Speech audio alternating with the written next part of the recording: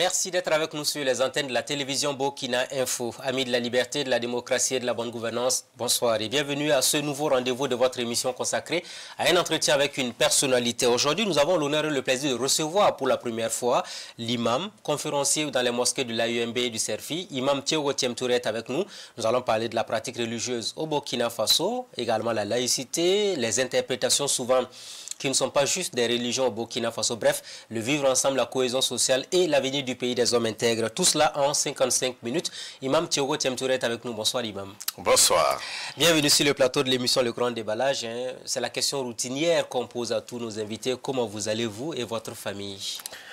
Alhamdulillah, Dieu merci. On essaie de tenir grâce à Dieu et on prie autant que tous les Burkinabés, hommes et femmes, se portent bien. Quand on est imam et conférencier à l'AUMB et au CERFI, on prie plus en ces temps difficiles? Évidemment, dans les moments difficiles, la foi doit monter en grade. On interpelle les fidèles sur leurs devoirs citoyens. Prier pour soi, c'est bon, mais prier pour la communauté, c'est encore meilleur. Surtout en ces temps où le Burkina traverse des moments difficiles, des moments dramatiques et tragiques.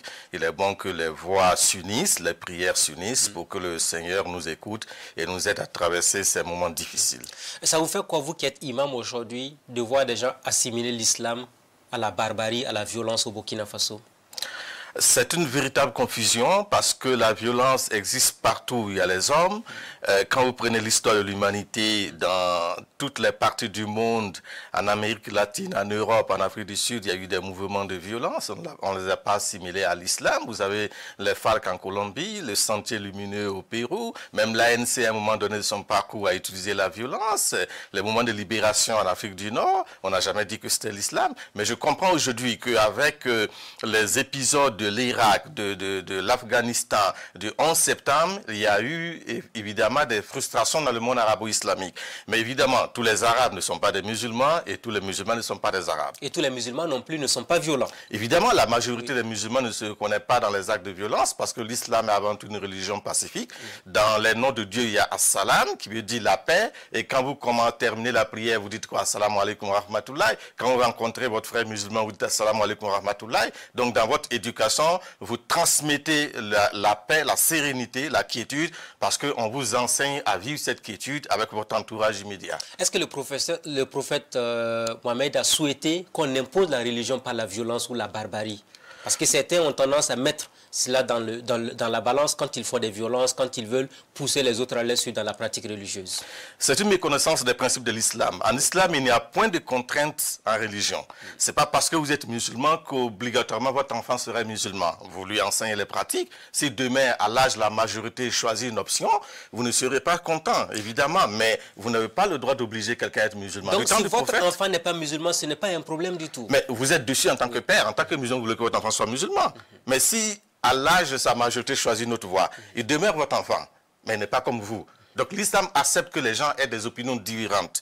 L'islam accepte que des gens ont des itinéraires spirituels différents. Et un verset du Coran nous dit, si Dieu l'avait voulu, il aurait fait de vous une seule communauté. Mais il vous a donné des dons différents. Fastabikul khairat, en arabe, ça veut dire concurrencez-vous dans le bien. À telle communauté spirituelle, il a fait don de ses bienfaits, à telle autre don de ses bienfaits. Et Dieu nous enjoint, concurrencez-vous dans les bonnes œuvres. C'est à moi que vous reviendrez tous et je jugerai sur l'objet de vos différends. Donc j'aime dire que nous sommes des acteurs, nous ne sommes pas des juges. Sur terre, la terre de Dieu, on nous demande d'agir. D'agir dans le sens du bien, de ne juger personne. D'accompagner les gens sur le chemin du bien. C'est pour ça que l'islam parle d'un droit d'être et d'un devoir de présence. Le mazdéen, le juif, le bouddhiste, celui qui ne croit même pas en Dieu a le droit d'être sur la terre de Dieu. La terre de Dieu est commune à tout le monde. Maintenant, celui qui croit à ses valeurs, ses vertus, il essaie de mettre en pratique ses valeurs, ses vertus et montrer le bon exemple aux autres, conduire les autres vers le droit chemin avec respect. Et vous étiez en train de prendre un exemple au temps du prophète, par rapport justement à cette pratique religieuse ou à la différenciation de la religion par rapport à son enfant ou à son proche. Mais tout à fait. Regardez du temps de Mohammed quand il arrive à Médine, deuxième ville de l'islam. Il trouve des communautés non musulmanes en bagarre depuis des générations. C'est lui le musulman qui parle réconcilier. C'est lui qui les réconcilie. Il bâtit une constitution appelée la Charte de Médine, l'une des premières constitutions écrites au monde, où les juifs qui étaient, les chrétiens qui étaient avec leurs droits et devoirs et les musulmans, lui le prophète de l'islam se déplaçait dans le quartier des juifs et chrétiens, appelé Beit el Mitras, il leur rendait visite. Il leur voue un respect. Il leur dit, Médine est la terre de Dieu, nous vivons tous à Médine avec nos épouses, nos enfants. Comment faire pour que nous vivions en quiétude, en bon voisinage? C'est lui qui a cette idée-là. Ils établissent une constitution où tout le monde a ses droits et devoirs, il ne manque de respect à personne. Et puis une image. Un jour, un corps passait, il se lève. Ses compagnons lui disent, mais il n'est pas musulman. Mais il dit, et ça c'est une sagesse qu'on doit retenir, mais est-ce que ce n'est pas une créature de Dieu? Le corps qui passe, qui va au cimetière, on peut dire que c'est terminé. Mais il respecte le corps, le défunt. Est-ce que vous savez qu'au Burkina Faso, il y en a qui vous disent, tant que la personne n'est pas de la même confession religieuse que moi, je ne prie pas, je ne me lève pas, je ne valorise pas le corps de la personne. Dieu dit dans un verset, nous avons honoré les fils d'Adam. Nous avons honoré les fils d'Adam. Il n'a pas dit qu'il a honoré les catholiques, les musulmans, il a honoré les fils d'Adam. Ne déshonorez jamais ce que Dieu a honoré. Nos itinéraires peuvent être différents. Tu ne crois pas en ce que je crois, mais je te respecte en tant que créature humaine. Et ce que le Prophète Sallam a fait, envoie un respect à tout le monde. Est-ce à dire que ceux-là qui ne font pas cela ne connaissent pas vraiment la religion musulmane? Parce qu'on a certains qui sont radicaux, ils ne veulent même pas saluer, ils ne veulent pas manger chez la personne, ils refusent que leurs enfants se marient à telle autre religion. Mais vous savez, l'ignorance et l'intolérance font bon ménage, généralement. Et ceux qui sont intolérants sont aussi ignorants. Et quand on est ignorant, on devient intolérant. Quand on regarde l'histoire, la profondeur du message, la quintessence du message de l'islam, c'est un message d'amour. On ne juge personne. On aime les gens parce que Dieu aime tout le monde. En réalité, Dieu aime tout le monde. C'est le vol que Dieu n'aime pas. Quand tu es voleur, Dieu n'aime pas. Mais quand tu arrêtes le vol, tu n'as pas un problème avec Dieu. Quand tu es menteur, Dieu n'aime pas. Quand tu arrêtes le mensonge, tu n'as aucun problème avec Dieu. Donc Dieu lui-même est amour et miséricorde. Maintenant, le reste à nous d'avoir les ressources nécessaires, l'intelligence de vivre en communauté. Et puis j'aime dire qu'il y a un seul jour du jugement dernier, le jour n'est pas encore arrivé. Ce n'est pas à nous de juger nos semblables.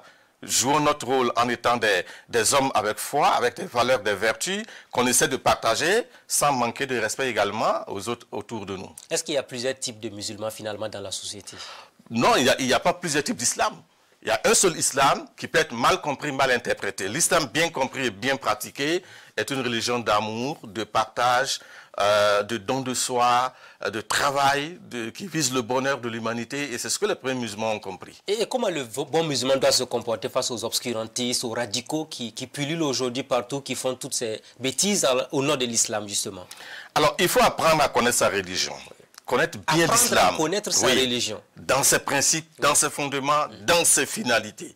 Et ça, souvent, ça manque. C'est ce que les savants appellent la compréhension saine de la religion. Si vous réduisez votre religion à la prière, vous ne comprenez pas la religion. L'islam, ce n'est pas la prière. La prière est trop petite dans l'islam. Il y en a qui font les 5 prières quotidiennes, mais leur comportement dans la société est totalement différent. Mais justement, ce n'est pas logique de l'islam.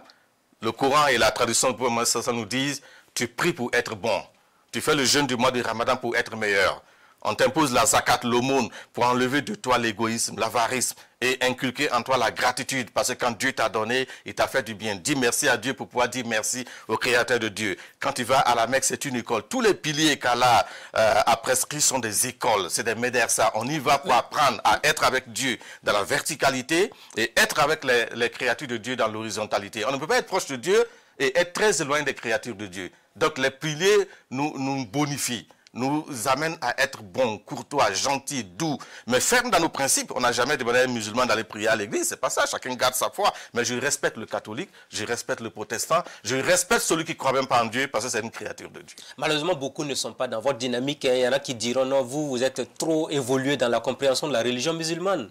Non, il y a un seul islam, mais il y a des compréhensions diverses et différentes, dues justement au parcours. Et puis, il faut tenir compte également des contextes. Vous ne pouvez pas prendre un contexte purement arabe à 100% et puis l'imposer à un contexte multidimensionnel comme le nôtre.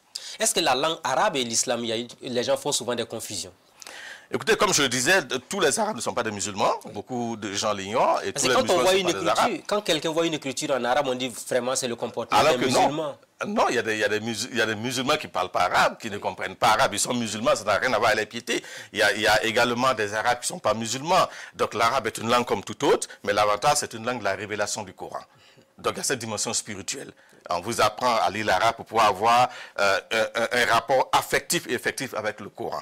Et dans la prière, surtout les prières canoniques, vous allez utiliser la langue arabe pour lire les sourates. Mais en dehors de ça, ce n'est pas un frein à votre piété, ce n'est pas un frein à la compréhension de la religion et à sa bonne pratique. D'autres vont plus loin pour dire que la pratique religieuse de l'islam est finalement une domination culturelle du monde arabe sur le monde africain. Est-ce que c'est votre perception également? Non, pourtant, parce que les Arabes représentent à peu près un quart de la population musulmane mondiale. Donc c'est vrai que c'est là-bas que naît le prophète Mohammed sallallahu la révélation, mais après l'islam a un peu essaimé partout, dans tous les coins. Vous avez beaucoup de musulmans dans les deux Amériques, Amérique latine, centrale, en Afrique noire, en Afrique du Nord. Vous avez partout en Europe une conversion vraiment en masse de gens qui comprennent l'islam et qui le mettent en pratique sans problème. Est-ce que le mode de vie de la culture arabe ne s'était pas déteint un peu, enfin ne s'est pas déteint un peu sur la pratique religieuse dans l'islam? Évidemment, c'est aussi ça qui fait souvent la confusion, parce qu'il y a une culture arabe, il y a une culture mouaga, il y a une culture gounsi.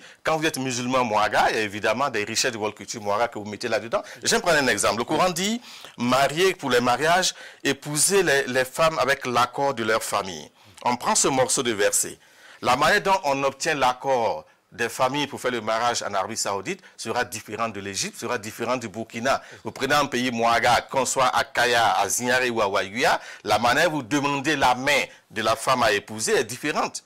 Donc l'islam garde le principe d'avoir l'accord des familles, mais la modalité opératoire prend la coloration locale, régionale ou ethnique. Mais on garde le principe du verset. Donc un moussi qui va demander à épouser une fille à Waiguya, à Kaya, à Dori sera confronté à la réalité culturelle. Tant qu'elle ne contredit pas l'islam, on y va. L'islam n'est pas contre la manière de demander la main sur le plan traditionnel non plus. Mais non plus. Si c'est la manière de demander qui n'enfreint pas les règles islamiques, il n'y a aucun souci. Alors est-ce qu'un musulman peut se marier à une autre personne qui n'est pas de la même religion que cette personne? Le Coran permet... débat actuellement. Oui, mais les savants, ceux qu'on appelle les mufassiroun, les commentateurs du Coran, sur la base du verset dans la sourate 5 qui nous dit « Aujourd'hui vous est permis la nourriture des gens de livre et de prendre épouse chez eux », les savants débattent, mais ils reconnaissent que le verset n'a pas été abrogé. Il est permis à un musulman. Pourquoi de prendre épouse chez les gens du livre? Parce que nous avons une foi commune jusqu'à un moment donné, on se sépare. Un musulman, il respecte Jésus. Quand on dit Jésus, on dit Isa alayhi salam, on a du respect. Marie, mère de Jésus, fait partie des femmes glorifiées dans le Coran. Une sourate entière, 19, lui est dédiée. Donc on a ce respect-là. Donc il a été permis de manger le repas des gens du livre dans ce qui est licite. Je mange le benga du catholique qui m'invite, je bois la bouillie du catholique qui m'invite, mais je ne mange pas le porc parce que le porc est interdit chez moi. Voilà. Et ça pose problème parce qu'on a l'impression que dans la société, beaucoup le disent publiquement et dans les lieux de culte, c'est un autre discours qui est tenu.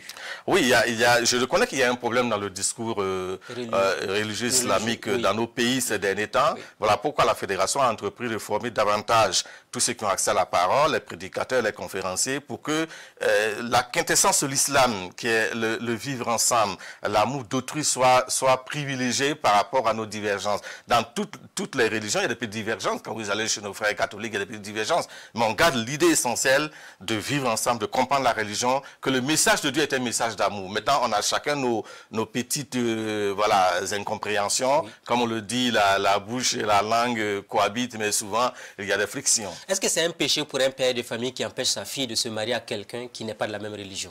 Mais il sera dessus. Moi, musulman, j'aimerais que ma fille épouse un musulman.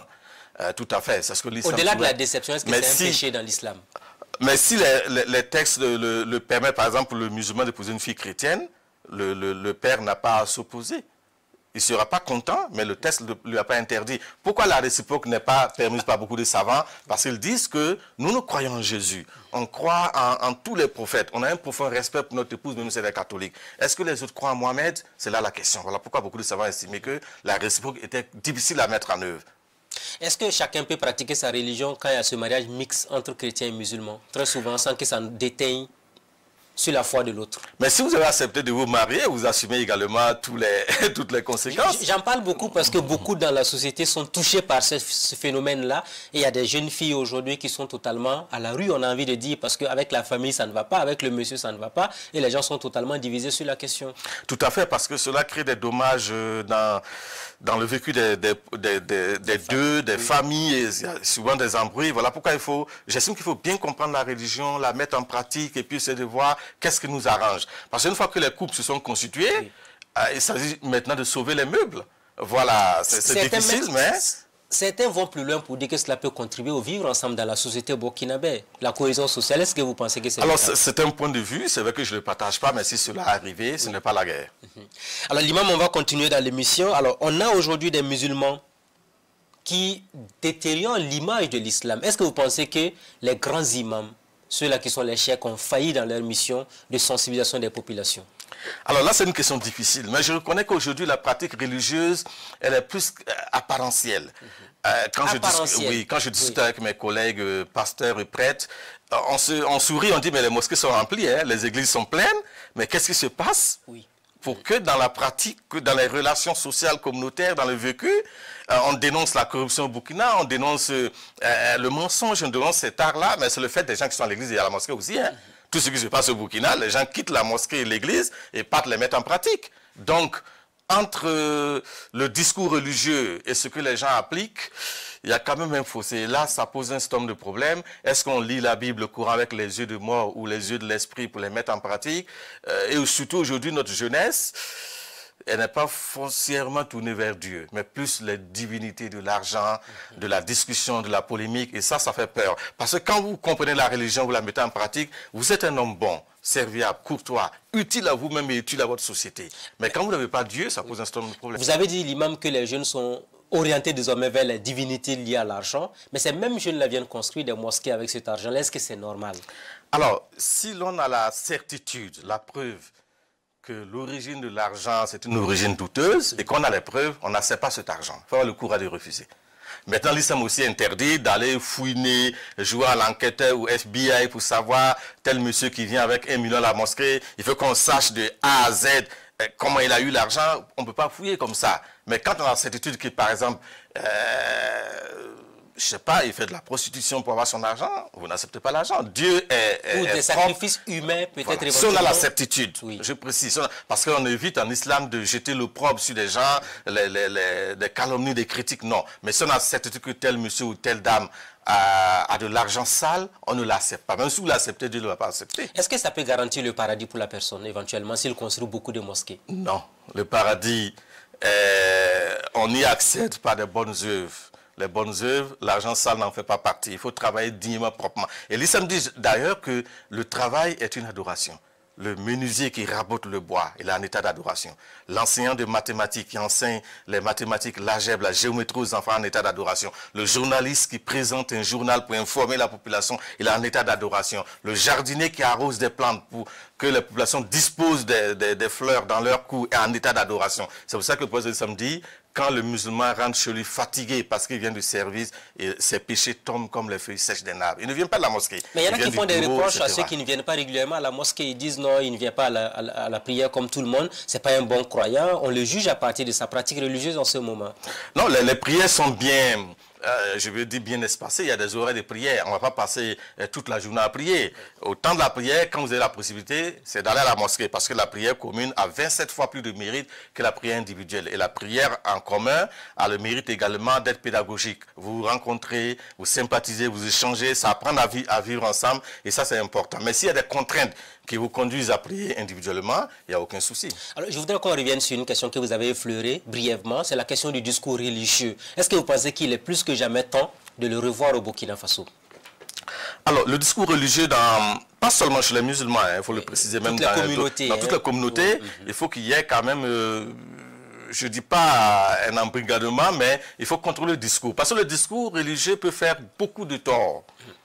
Beaucoup de tort, parce que la langue a cette faculté-là de s'aimer la haine, la zizanie, et aussi de pouvoir attendrir les cœurs. Donc, il est nécessaire que dans chaque confession religieuse, il y ait des cadres de concertation où on réoriente le discours religieux dans sa fonction première d'éduquer, sensibiliser, conduire les gens vers le bonheur. Le Coran même le dit, que votre parole doit conseiller, orienter les gens vers ce qui est bon. Une fois que la parole, qu'elle soit écrite ou orale, n'amène pas les gens vers ce qui est bon, c'est une parole à bannir. Beaucoup trouvent que les musulmans qui sont majoritaires au Burkina Faso peuvent créer des problèmes à partir notamment des discours radicaux qui sont tenus dans les prêches et dans les mosquées actuellement. Est-ce que vous pensez que c'est le cas? Et évidemment, si le discours dans des mosquées ou dans des lieux de culte de manière générale n'appelle pas à l'apaisement, à la cohésion sociale au vivre ensemble, on peut craindre des lendemains difficiles. On a vu le cas dans certains pays, donc il est bon que les leaders religieux, et ça se fait au niveau de la fédération, il y a des rencontres régulières pour renforcer les capacités de nos imams, de nos prédicateurs, de nos conférenciers, pour leur dire, vous parlez à des êtres humains, ce sont des créatures de Dieu. Il faut avoir du respect pour ces êtres humains, il faut leur dire ce qui est juste, normal, en les respectant, les autres. J'aime prendre l'exemple d'un marché. Vous entrez dans un marché sur le même aliment des vendeurs de tissus. Chacun vend ses tissus, il récolte ce qu'il a récolté, le soir il rentre chez lui. Il n'a pas besoin de dénigrer son voisin.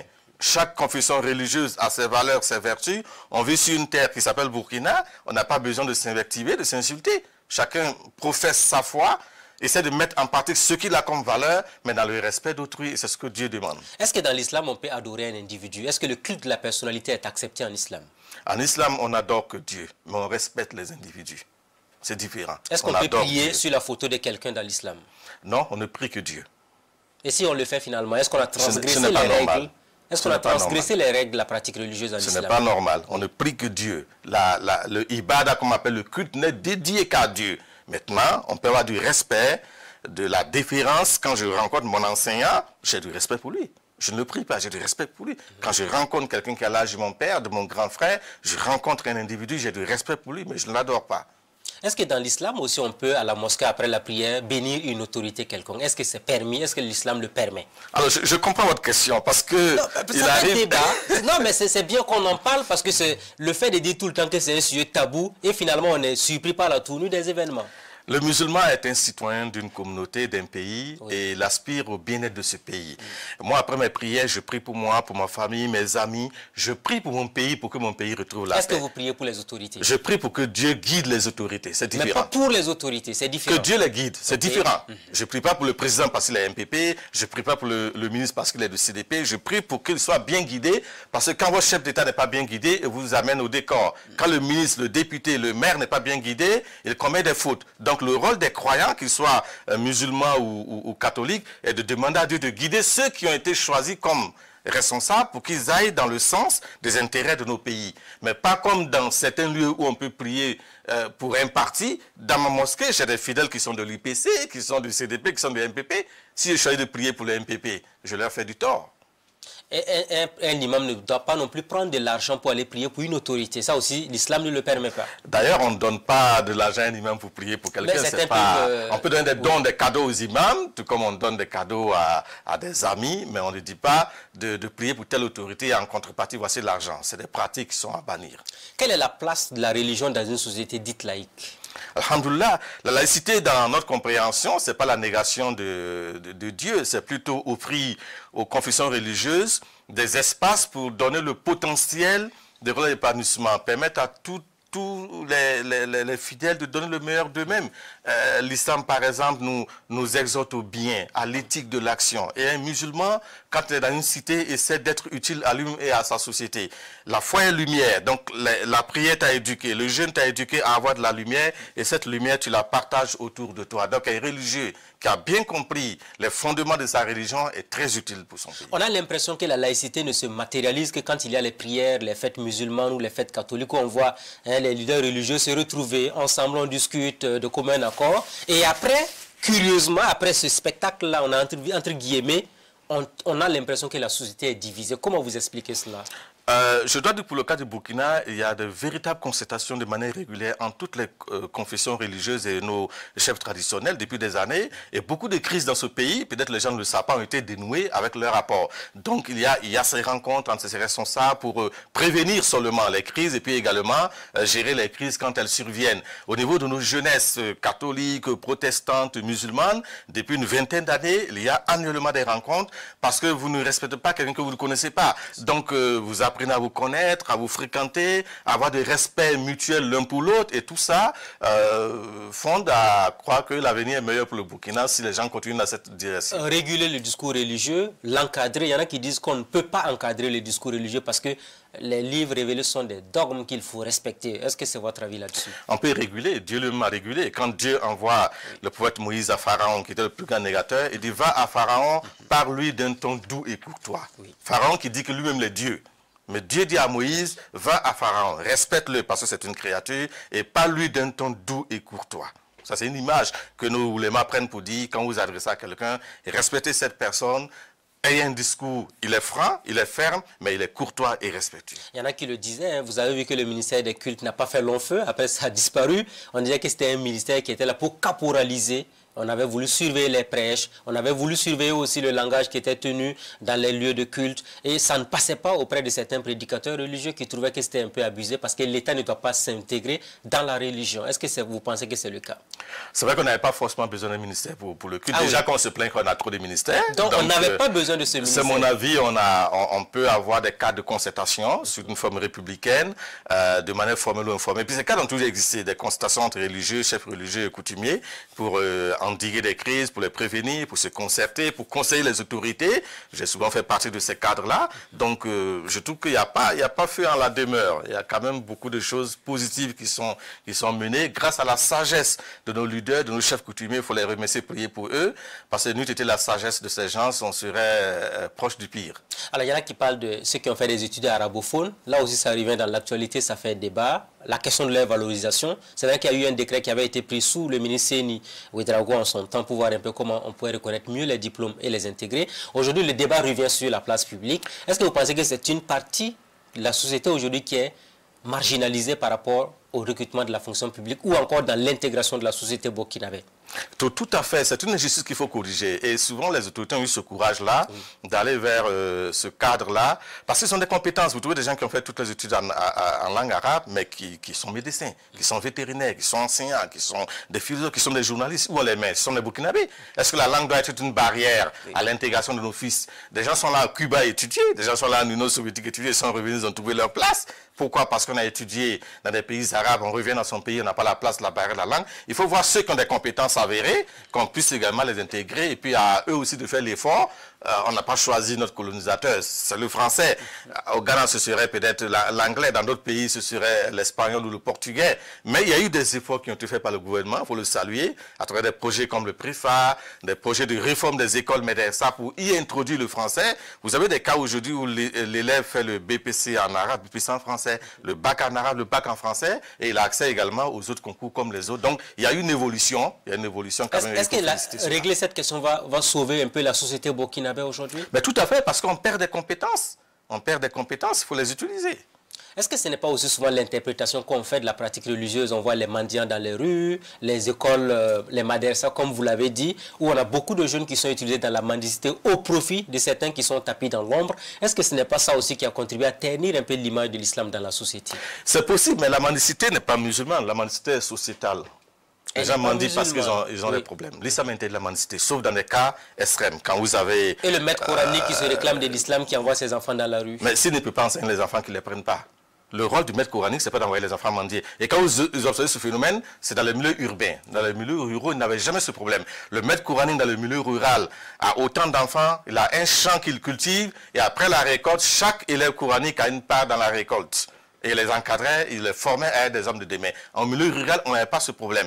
Mais dans les centres urbains, vous n'avez plus de terre à cultiver à Ouaga. Si vous prenez 50 élèves pour enseigner le Coran, ça pose problème, vous n'avez pas les moyens. Mais en même temps, n'oubliez pas, quand les gens envoient les enfants à l'école coranique, ils ne payent pas de scolarité. Mais quand ils envoient à l'école classique, ils payent la scolarité. Donc vous envoyez votre enfant, vous le laissez. Comment le maître coranique va le prendre en charge? Donc, il y a de véritables problèmes. Cela dit, les enfants de la rue, il y a tout le monde là-dedans. Et moi, je n'aime pas quand on dit que ce sont des enfants musulmans, ce sont des enfants burkinabés. Parce que quand ils deviennent des voleurs demain, quand ils tapent à une porte, ils ne demandent pas est-ce que c'est un musulman, est-ce que c'est un catholique, ils volent. Donc, il faut trouver des solutions qui arrangent tout le pays. On a l'impression que vous êtes préoccupé par le fait de voir ces enfants dans la rue parce que c'est la société de demain qui est en péril actuellement. Mais tout à fait. Quand vous les voyez, vous êtes malheureux, vous dites mais il y a quelque chose qui a cloché quelque part. Il appartient aux autorités d'avoir une politique hardie pour prendre en compte ces phénomènes-là, des enfants de la rue, des mendiants, ou même nos jeunes sans emploi. Beaucoup de jeunes burkinabés aujourd'hui sont dans le chômage et c'est dangereux. Quand vous êtes dans le chômage, quand on vous propose une somme donnée pour déstabiliser votre pays, vous le faites. Dans toutes les critiques que l'on peut faire sur les actes terroristes, la pauvreté est l'une des clés, le chômage des jeunes est l'une des clés. Donc il faut résoudre également tous ces problèmes. Mais on a avancé l'islam, on revient encore sur la question du terrorisme. Est-ce que vous qui êtes les leaders religieux de l'islam, si vous étiez sur le terrain pour sensibiliser, on n'aurait pas pu limiter un peu les dégâts en matière d'insécurité?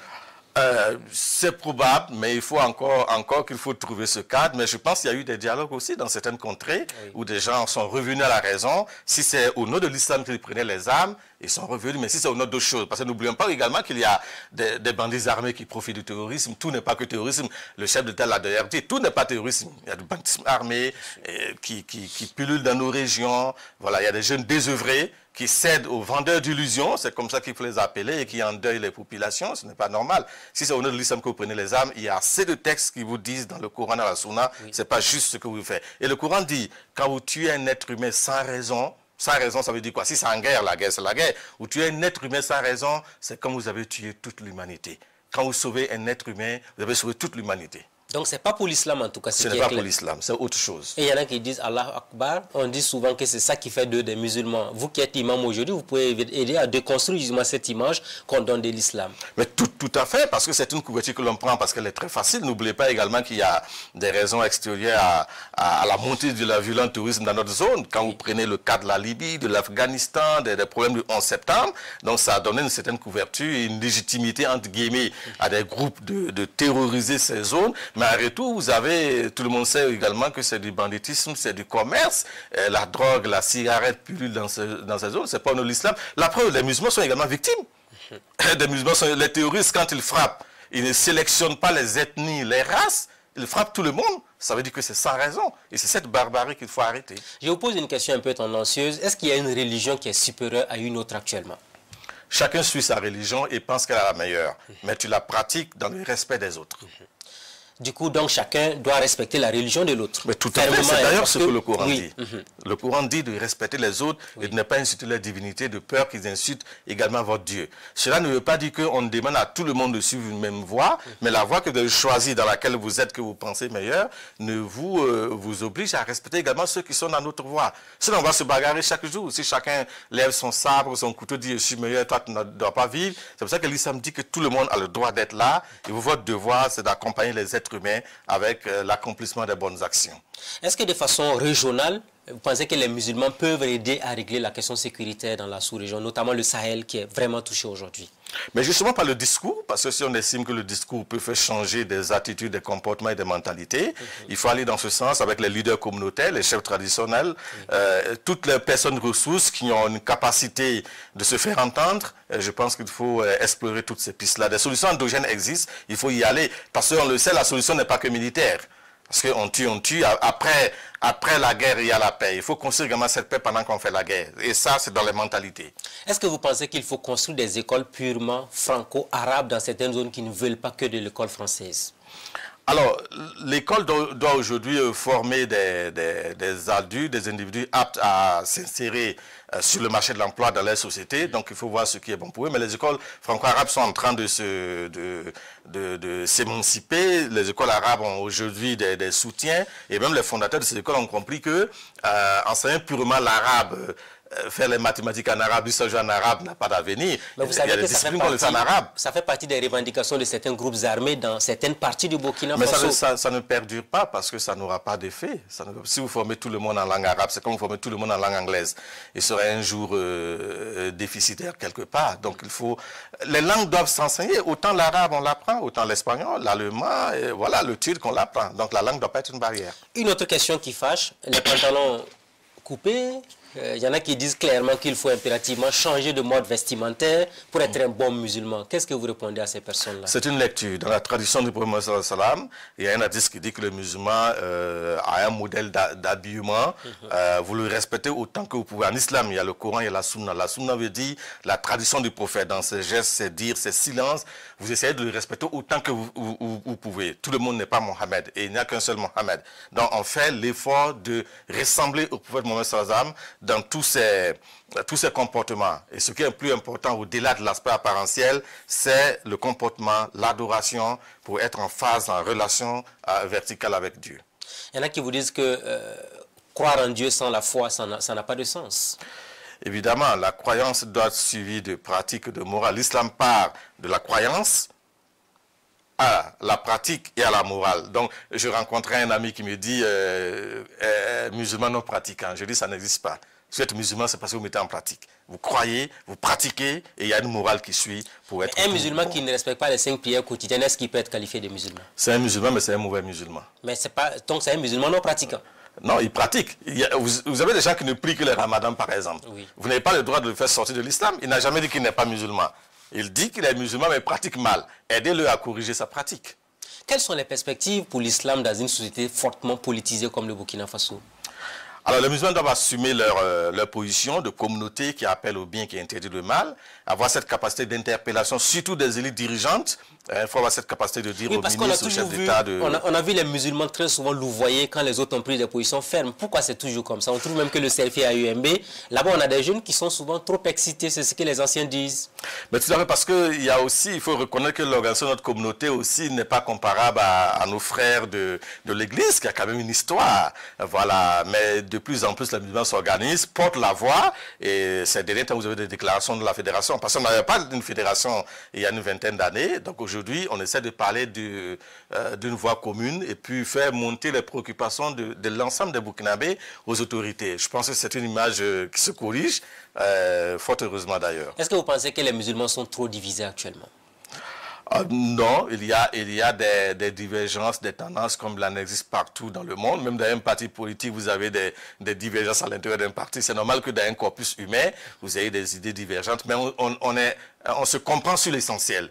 Un islam de compétitivité, un islam de performance, un islam de finalité, ce que les savants appellent Ashumuliya. Prier, jeûner, faire la zakat, le pèlerinage, comprendre ce qu'est la finalité de la religion, se servir, s'éduquer et servir l'humanité.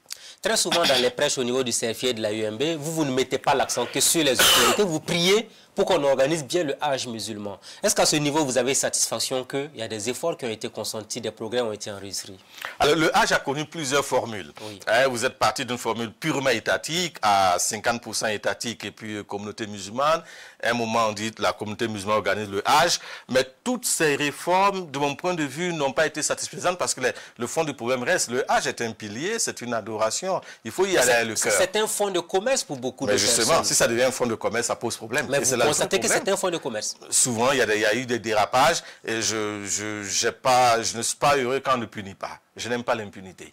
Il faut punir. Punir, c'est-à-dire? Punir quand il y a eu des dérapages. Non, il y a des agences qui ont été sanctionnées. Voilà, c'est un exemple. Oui. S'il y a eu des cas de détournement avérés, il faut punir. Il y en a qui vous diront que ce sont des musulmans même qui prennent l'argent d'autres musulmans pour les jeter en pâture, comme on le voit souvent. Je n'ai pas la preuve, mais je sais qu'il y a eu des dérapages, des déviations dans l'organisation. Il faut que la communauté, les responsables puissent avoir le courage de faire des bilans. Au Burkina, on a peur de faire des bilans. Il faut faire des bilans et puis déceler les failles et puis s'engager à les corriger. Parce que le âge, vous prenez un exemple d'un vieillard ou d'une vieille qui a mis 20 ans pour faire une cotisation. Et elle dit c'est le voyage de sa vie, on y va une seule fois. Dans nos contrées, les gens n'ont pas les moyens d'aller 15 ou 20 fois. Donc quand il arrive, elle a besoin d'un encadrement spirituel de proximité pour pouvoir accomplir son âge. Donc quand elle est souvent grugée et n'est pas bien encadrée, ça pose un certain nombre de questions. Et c'est là qu'il faut interroger beaucoup nos responsables pour que le âge soit mieux organisé. On peut mieux faire en réalité. Certains disent qu'il faut carrément laisser les musulmans organiser le âge. Est-ce votre avis? Oui, tout à fait. Ils sont majeurs qu'ils organisent. Personne n'est de l'Église catholique à organiser ces pèlerinages. Les musulmans sont des garçons, comme on le dit, qui assument, qu'ils organisent, mais qui ont également un œil critique. Quand ça ne va pas, on dit, mais écoutez, mon frère, là tu as déconné, c'est pas normal. Il faut qu'on ait entre nous-mêmes ce langage véridique là. On avait vu la polémique née de la dernière organisation du Hajj. L'État qui avait contribué, ça avait créé polémique. On disait que l'État avait accompagné les musulmans. Est-ce que quelqu'un qui doit aller au Hajj a besoin qu'on l'accompagne financièrement pour que ça puisse se faire? L'État appartient à tout le monde parce que l'État n'accompagne pas seulement que les musulmans. L'État accompagne aussi. Vous avez suivi la polémique en Tout à fait, oui. mais elle n'est pas justifiée. Oui. L'État donne des subventions, après c'est toutes les communautés. Et je vous dirais que chez la communauté musulmane, c'est d'ailleurs la plus petite des subventions. Donc, la plus petite des subventions? La plus petite. Par rapport aux autres? Par rapport aux autres. 100 millions pour le Hajj. C'est la contribution de l'État, elle n'est pas extraordinaire pour qu'on en fasse un tollé. D'ailleurs, celui qui décide d'aller au Hajj a les moyens, c'est la condition. Pour aller au Hajj, les moyens physiques, les moyens matériels, pour ne pas aller mendier au Hajj. Maintenant, si l'État estime que ce sont des citoyens burkinabés qui partent au Hajj, et qu'on veut les accompagner pour faciliter le séjour, il n'y a aucun problème. C'est ça la laïcité. Mais est-ce que vous plaidez pour que l'État arrête même d'accompagner finalement l'organisation? Pour moi, l'État a son rôle sur certains aspects. Veiller à la crédibilité des agences de voyage que l'on choisit, par exemple, parce qu'un avion qui transporte 500 pèlerins, burkinabé. L'État burkinabé est responsable. Si c'est un mauvais avionneur ou quelque chose arrive à ces burkinabés, c'est nous qui serons organisés des journées de deuil national. Donc l'État a le regard. C'est le même État qui fait les passeports. C'est des citoyens burkinabés. Donc l'État a des structures pour veiller à la crédibilité, au choix de ceux qui vont accompagner ces citoyens burkinabés musulmans à accomplir le Hajj. Mais dans l'organisation pratique, comme c'est un rituel religieux, mais confier cela aux communautés musulmanes, mais en ayant également le droit de sévir quand cela n'a pas marché. Et c'est clairement, il faut dire qu'aujourd'hui, tous les musulmans qui vont au Hajj, logiquement, chacun doit mettre tous les moyens de son côté pour ne pas avoir le soutien de qui que ce soit. Et l'État ne doit pas communiquer sur le montant qui est alloué à la communauté musulmane pour le Hajj? L'État doit communiquer s'il communique pour toutes les autres confessions. L'État donne des subventions. Vous avez trouvé en son temps que la communication était un peu biaisée, visiblement? Tout à fait. Je ne sais pas si c'était fait à dessein, mais j'ai trouvé que c'était déplacé de dire l'État donne 100 millions aux musulmans, l'État sponsorise. L'État ne sponsorise pas le Hajj. Celui qui va au Hajj à ses moyens, l'État accompagnait les pèlerins pour qu'ils aient de meilleures conditions de logement. D'ailleurs, tous les pays le font. Il y a des pays qui ont loué des immeubles pour que leurs citoyens soient dans les meilleures conditions. Mais les prières que les pèlerins font, ils le font pour qui? Ils le font pour les pays. Les prières que les pèlerins burkinabés font, il y a que Dieu aide le Burkina, que Dieu aide le pays. Ils le font pour les pays. Donc c'est aussi des citoyens. Est-ce que vous avez appris des leçons de par ce qui s'est passé l'année dernière dans l'organisation des Hajj au niveau de la fédération? Vous vous êtes dit désormais comment on doit se comporter pour éviter encore, à la limite, une telle humiliation pour l'islam? Tout à fait. Je pense qu'au retour du Hajj, il y a eu des réunions et des commissions sont mises en place. Mais je reconnais que quand l'argent se mêle à la religion, le ménage n'est pas aussi facile. C'est la réalité. On a affaire à des êtres humains, ce ne sont pas des anges, qui gèrent également de l'argent et à côté, il y a un pilier accompli. Donc, il y a nécessairement des précautions à prendre pour éviter certains dérapages. Ce n'est pas seulement au Burkina, même dans les autres pays, il y a des problèmes. Est-ce que face caméra, vous êtes capable de dire un mot à tous ces musulmans qui torpillent d'autres musulmans uniquement pour s'enrichir dans le cadre du Hajj? À tous ces musulmans, on aime dire dans nos sermons, craignez Dieu, parce qu'il y a un jour dernier où vous vous rendez compte. Craignez Dieu. Quand on vous confie quelque chose au nom de l'islam, essayez de le faire avec le cœur, avec la raison, avec la conscience que Dieu vous demandera des comptes. On continue dans l'émission de ce jour avec vous. On parle d'un autre sujet qui intéresse pratiquement tous les Burkinabés. Est-ce que, parce que ça avait fait polémique en son temps à Gambourskou, est-ce qu'un homme musulman peut consulter la femme d'un musulman? Consulter... Sur le plan sanitaire. Disons que quand vous allez à l'hôpital pour vous faire soigner, vous ne cherchez pas la religion du médecin, de l'infirmier. Vous êtes malade, vous y allez, vous vous attendez à des soins. Donc il n'y a pas de bagarre là-dessus. Ceux qui l'ont fait, vous avez suivi la également tout à fait. C'est des interprétations trop caricaturales de l'islam. Ça n'existe pas. Vous êtes malade, vous allez dans un hôpital, vous n'avez pas choisi quel infirmier ou quel médecin vous suit en fonction de sa religion, de son sexe. Ça n'a jamais existé dans l'islam. Dans le pool sanitaire du prophète Mohammed sallallahu alayhi wa sallam, son premier pool sanitaire, il y avait des non-musulmans qui soignaient le prophète sallallahu alayhi wa sallam. Voilà qui est bien dit. Alors la question de la prière ou de la création des mosquées, il y en a qui trouvent que les mosquées se créent de façon désorganisée, dans les quartiers et autres, c'est dérangeant pour le voisinage. Est-ce que dans sa pratique religieuse, on doit déranger l'autre, même barrer une route pour prier, par exemple, un vendredi? Est-ce que c'est normal dans l'islam? Il faut discuter, il faut échanger. La religion ne doit pas être dérangeante pour les autres. La religion apporte la paix, la sérénité, la quiétude. Même dans les appels à la prière dans certaines mosquées, on reconnaît que souvent il y a de l'exagération. Hein. Il ne faut pas vous lever à 3 h du matin et appeler dans tout le quartier. Voilà, il y a des horaires pour appeler à la prière et puis après c'est un appel et puis c'est terminé, vous priez entre vous. Voilà, je reconnais qu'il y a aussi quand même quelques défaillances, mais la communauté prend cela à bras le corps. Je pense qu'il y a eu des rencontres de sensibilisation pour montrer comment agir, pour ne pas aussi frustrer le bon voisinage. Parce que le bon voisinage est une recommandation en islam. Le prophète sallam a dit une recommandation. Prenez soin de vos voisins. Et les commentateurs disent qu'il a cité même une quarantaine de voisins dans les différentes allées pour dire un musulman prend soin de son voisin et fait en sorte de ne pas nuire à ce voisin. Bon, donc il y a quand même ces précautions à prendre, mais je reconnais qu'on doit mieux s'organiser. À vous entendre, on a l'impression que beaucoup ne comprennent pas cet aspect de l'islam, de par leur comportement et leur manière de faire. Tout à fait. Vous savez qu'on peut adorer le même Dieu, le même islam, mais on a des compréhensions différentes. Mais il y a un travail à faire. Mais heureusement que ce n'est pas la majorité. Et ça, c'est déjà un bon point. Je voulais qu'on parle à présent du dialogue interreligieux au Burkina Faso. Est-ce que vous pensez qu'il est vraiment fort, le dialogue interreligieux actuellement? Alhamdoulilah, le dialogue il existe. Comme je l'ai dit, on anime souvent ensemble avec nos frères catholiques protestants, des ateliers, des conférences. Moi, je suis plusieurs fois allé dans des rencontres où j'ai co-animé des panels avec des pasteurs, des prêtres. Et au niveau des jeunes, comme je l'ai dit, cela se fait. Donc le dialogue il existe. Et le dialogue religieux est une recommandation même du Coran. Il y a dans le Coran, le prophète appelle les autres confessions. Venez que nous discutions, nous échangeons entre nous. Parce que l'avenir de l'humanité, c'est le vivre ensemble, c'est la cohésion, c'est le dialogue, la construction, la co-construction sur des valeurs. Que répondez-vous à ceux qui pensent que le pauvre et le riche ne sont pas traités sur le même pied d'égalité par l'imam ou encore le cheikh?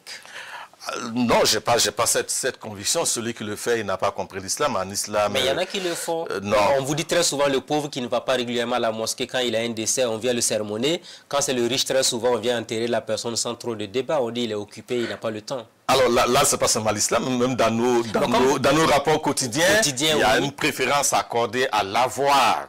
Et ça, c'est dommage. Aujourd'hui, plus tu as, plus tu es considéré, c'est pas normal. Il faut traiter les êtres humains sur le même pied d'égalité, avoir avec eux des rapports de respect mutuel, et puis leur donner ce que vous devez leur donner en termes religieux. Et dans l'islam, qu'est-ce que l'islam dit par rapport à la question? L'islam ne traite pas le pauvre et le riche en termes de qui est supérieur à qui. Le Coran dit qu'on vous a créé à partir d'Adam et Ève, on a fait de vous des nations, des tribus, des quartiers, mais le meilleur auprès de Dieu est celui qui a la foi et qui a un bon comportement. Alors comment vous suivez l'actualité au Burkina Faso, hein? C'est la dernière partie de l'émission. 3 présidents en 2022, Roch Kaboré, Damiba et Ibrahim Traoré. Tous ces soubresauts politiques, comment vous, qui êtes un imam, vous suivez cela? Alors, dramatique quand même, parce que chaque fois qu'il y a un coup d'État, c'est un recul démocratique, on perd beaucoup de choses, pas seulement sur le plan économique où des partenaires arrêtent d'investir, mais il y a aussi ce malaise qu'on met dans la société, mais c'est aussi l'échec des appareils politiques, parce que quand on n'arrive pas à donner aux Burkinabés ce qu'on leur a promis, on a cette instabilité constitutionnelle.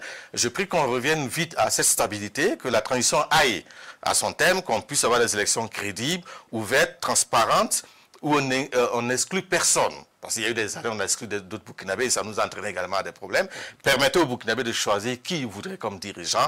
Et que maintenant que nos responsables politiques également aient l'amour de ce pays-là, soient intègres, vous pensez patriotes.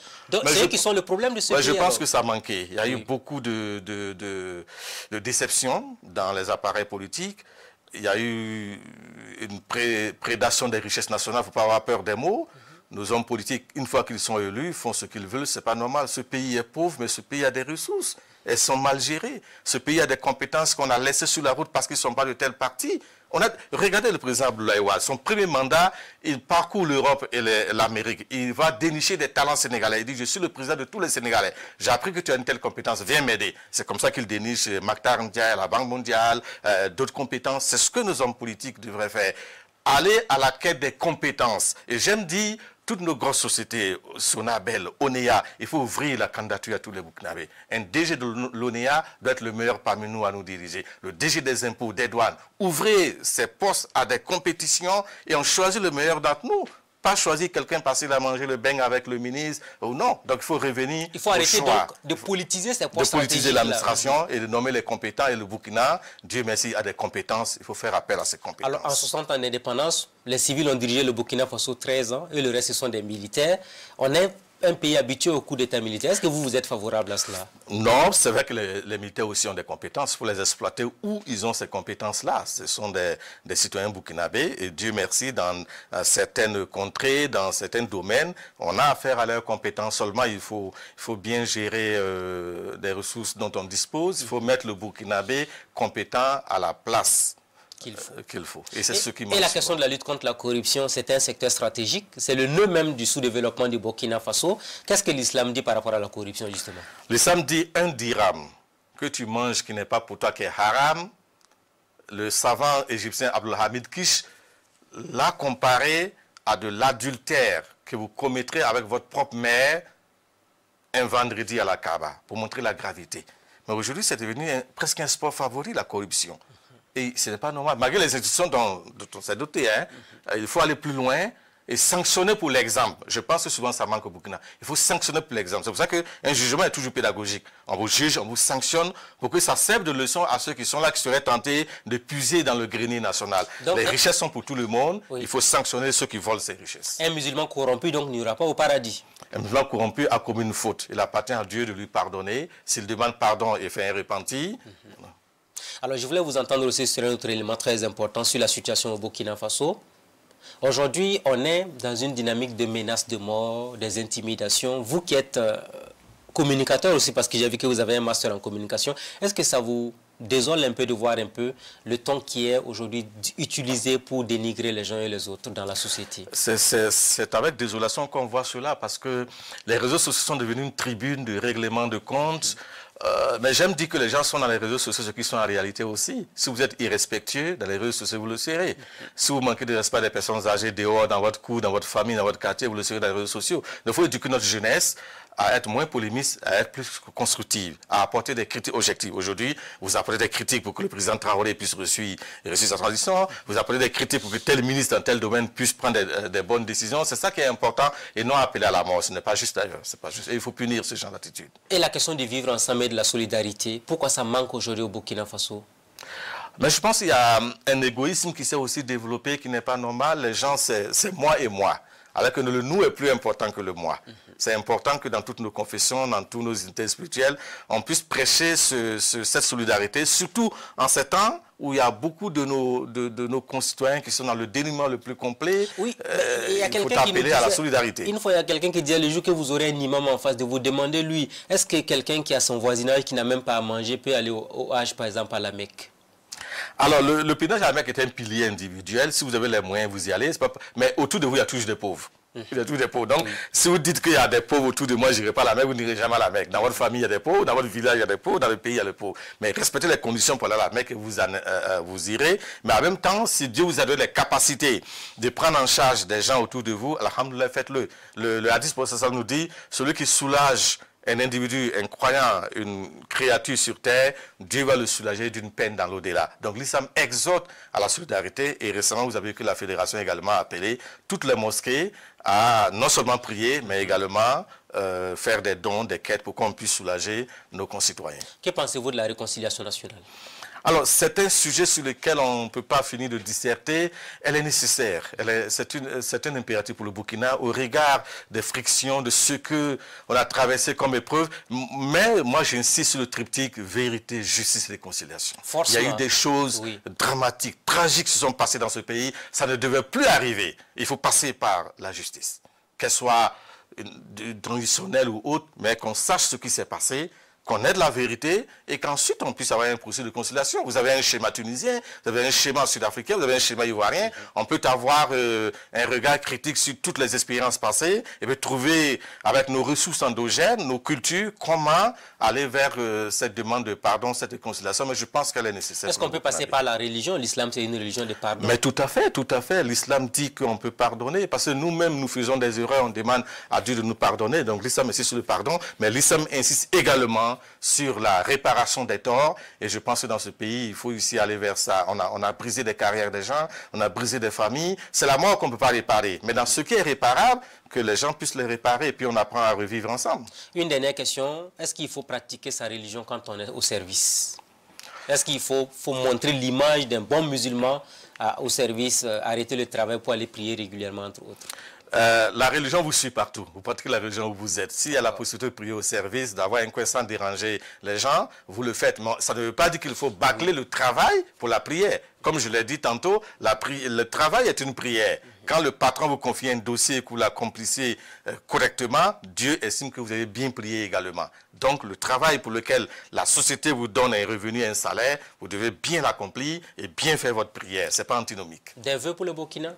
Mais plus de justice après la récupération de l'entièreté de notre territoire national, c'est le vœu de le Burkinabé. Plus de justice sociale, de solidarité entre les Burkinabés. une bonne formation pour nos jeunes, combler le retard dans nos universités, dans nos écoles, et puis que nos dirigeants, surtout, soient patriotes sincères et pensent à l'intérêt général au lieu de l'intérêt du parti. Vous luttez pour ça, patriotes et sincères. Tout à fait, parce que souvent, il nous a manqué de vrais dirigeants patriotes et sincères qui regardent long, qui ont de l'ambition, et dont l'ambition n'est pas la cheville, mais qui regardent long, grand, comme un monsieur comme Oufoué que j'estime. Vous prenez les tours au plateau, ça date des années 70. Vous prenez le vrai réseau routier ivoirien, c'est des années 70. Il regardait loin pour son pays. Et plusieurs écoles ivoiriennes ont été également fréquentées par des jeunes burkinabés. Donc, il faut des dirigeants qui regardent loin, qui ne préparent pas seulement des élections, mais qui préparent les prochaines générations. Et là, c'est une affaire de 20 ans, de 30 ans, et on a besoin de ces dirigeants-là. Est-ce qu'on a des dirigeants qui ont besoin plutôt de laudateurs que des gens qui leur disent la vérité? Mais c'est surtout ça le problème. J'ai donné comme conseil à un responsable qui m'avait consulté, entourez-vous de gens qui ne vous doivent rien et qui n'attendent rien de vous. Entourez-vous des gens qui ne vous doivent rien. Où ils sont arrivés là? C'est pas vous. Et ils n'attendent rien de vous. Donc, ils peuvent vous dire la vérité, comme on le dit. Mais si vous entourez de laudateurs, comme aujourd'hui, souvent des ministres aiment avoir une cour de courtisans. Et ça, c'est bon, ça, c'est bon. Lui, il est ton ennemi, on n'ira pas loin. Et c'est ça qui fait le problème du Burkina en partie. L'un des problèmes, quand même. L'un des problèmes. Merci beaucoup, Imam Thiogo Thiam-Touré. C'est allé très vite à vous. Merci de répondre à toutes ces questions. Des questions que se posent naturellement les Burkinabés. On espère que vous leur avez apporté un tant soit peu la lumière, afin que chacun puisse comprendre sa contribution et notamment son rôle dans la société. Merci beaucoup, Imam. Merci. Ainsi donc prend fin l'émission de ce jour. Amis de la liberté, de la démocratie et de la bonne gouvernance. Rendez-vous la semaine prochaine avec un nouvel invité. Bonsoir chez vous.